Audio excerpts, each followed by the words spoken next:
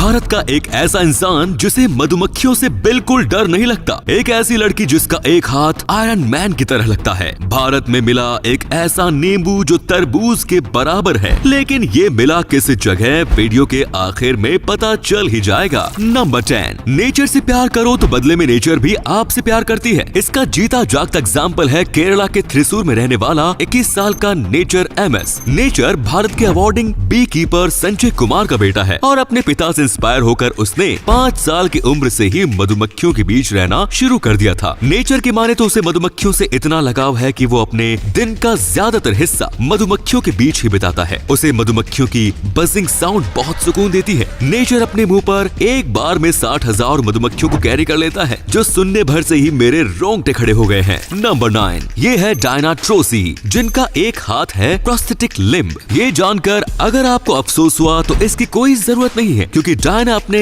Bionic arm से बहुत खुश है। इनफैक्ट 23 साल की उम्र तक तो उनके पास ये बायोनिक आर्म था ही नहीं। वो फिर भी अपनी जिंदगी मस्ती के साथ जी रही थी। लेकिन डायना ने जब एक फिल्म में हीरोइन को इसे पहने देखा तो उन्हें भी इस बायोनिक आर्म को ट्राई करने का ख्याल आया। इसके बाद तो मानो डायना की खुशी डबल हो गई। आज डायना गो मैगजीन में एज ए राइटर एडिटर काम कर रही है। वहीं सोशल मीडिया अकाउंट्स के जरिए अपने मॉडलिंग करियर को भी आगे बढ़ा रही हैं, क्योंकि इन सब में इनका साथ दे रहा है इनका ये अनोखा हाथ, जिसने आम से दिखने वाली लड़की को बना दिया है बेहद खास। आज डायना इंटरनेट दीवा है, जो बायोनिक बेब के नाम से जानी जाती है। नंबर 8, इंडियन आर्मी का नाम आते ही मन में सबसे पहले 2 ही ख्याल आते हैं, प्राइड या फिर सैक्रिफाइस, है ना दोस्तों। आर्मी के बारे में प्राइड का ऐसा ही मोमेंट था साल 1948 में। भारतीय सेना के ब्रिगेडियर उस्मान को पाकिस्तान के मोहम्मद अली जिन्ना ने ये ऑफर कर दिया था कि अगर वो पाकिस्तान की नागरिकता को कबूल करते हैं तो उन्हें पाकिस्तान आर्मी के सर्वोच्च पद पर बिठा दिया जाएगा, मतलब डायरेक्टर चीफ ऑफ आर्मी बनाया जाएगा। आपकी जानकारी के लिए बता दूं कि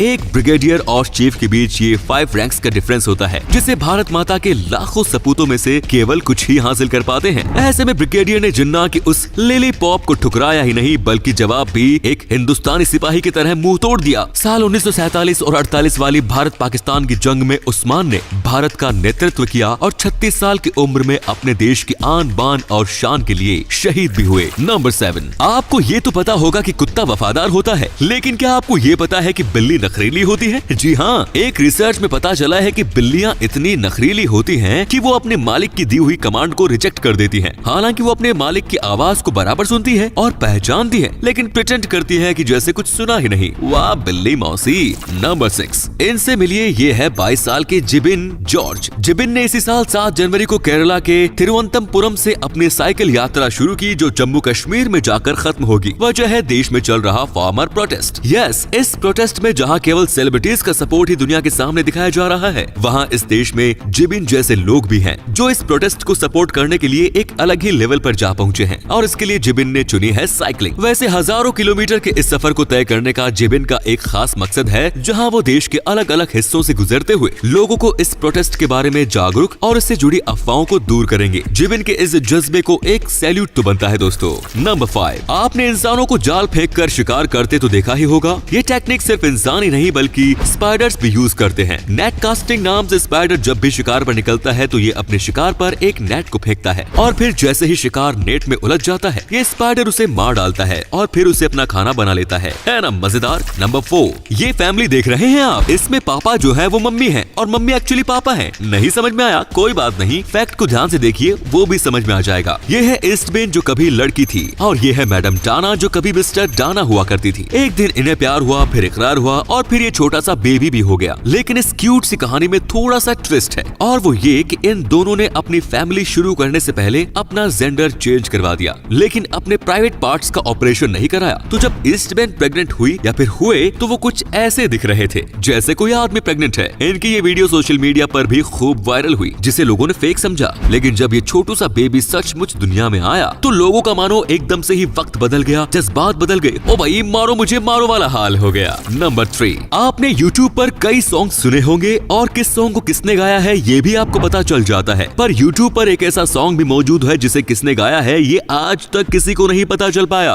2019 में YouTube पर एक सॉन्ग अपलोड हुआ जिसे डेरियस एस नाम के व्यक्ति ने अर्ली 90s में म्यूजिक फर के नाम से रेडियो शो पर टेलीकास्ट किया था। ये गाना काफी पसंद किया गया और जब डेरियस से इस गाने का सोर्स पूछा गया तो उसने बताया कि उसे भी इसके बारे में कुछ नहीं पता। काफी काफी ढूंढने के बाद भी इस सॉन्ग को गाने वाले आर्टिस्ट का कोई नाम और निशान नहीं मिला। इस सॉन्ग को अब the most mysterious song on the internet का नाम दिया गया है। नंबर 2, दुनिया में सिर्फ 7 अजूबे ही नहीं थे, एक 8वां अजूबा भी था जो चोरी हो गया और आज तक कोई उसे ढूंढ नहीं पाया है। 8वें अजूबे का नाम था आमेर रूम, जिसे 1701 में पर्जिया के चार्लोटेनबर्ग प्लेस में बनाकर तैयार किया गया था। आमेर रूम की दीवारों को आमेर पैनल्स पर गोल्ड लीफ और मिरर्स लगाकर इस तरीके से तैयार किया गया था कि इसे डिसमेंटल करके कहीं भी इंस्टॉल किया जा सकता है। 1716 में Persian king Frederick William first ने इसे अपने दोस्त तेसार पीटर द ग्रेट को गिफ्ट के रूप में दे दिया था, जिसके बाद इसे कैथरीन प्लेसेस में इंस्टॉल किया गया। सेकेंड वर्ल्ड वॉर के दौरान ये रूम चोरी हो गया था। नंबर 1, क्या आपने तरबूज के बराबर का नींबू देखा है, वो भी भारत में? जी हाँ दोस्तों, हरियाणा के रहने वाले विजेंदर भारत के पहले ऐसे अन्नदाता हैं जिन्होंने तरबूज के आकार का नींबू उगाया है। यही नहीं, इनका ये कारनामा जल्द ही एक वर्ल्ड रिकॉर्ड भी बनने जा रहा है। अगर आपको लग रहा है कि ये सब किस्मत से हुआ होगा जहां एक आधा नींबू असाधारण रूप से ग्रो कर गया है, तो आपकी जानकारी के लिए बता दूं कि ये सारा बाग बीघों में फैला है और वो भी 7 बीघे का, जहां लगभग हर एक नींबू